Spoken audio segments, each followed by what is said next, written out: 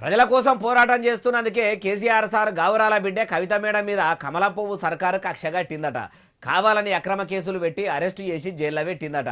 Delhi liquor స్కామ్ల పాలు పంచుకున్నదని పక్కా ఆధారాలతోని ED అధికారులు పట్టుకపోయి జైల్లో పెట్టిందని బీజేపీ వాళ్ళు అంటుంటే ఇప్పుడు ఇట్లా అన్నది ఇవ్వలే బాలన్న అంటారా? ఈనుండ్రి కల్వకుంట్ల వారి ఆడబిడ్డ కవితమ్మ గారు ఇక చెప్పుర్రి. నేను రాజకీయాల్లో ఉండడం, బీఆర్ఎస్ పార్టీలో నేను క్రియాశీలకంగా ఉండడం, నేను కేసీఆర్ గారి కూతుర్ని కావడంతో కక్షగట్టినటువంటి కేంద్ర ప్రభుత్వం మన మీద తప్పుడు కేసులు పెట్టి ఆ తదనంతరం నన్ను అక్రమంగా మరి 5.5 నెలలు జైల్లో పెట్టడం జరిగింది. ఇన్నరా ఏమంటున్నదో?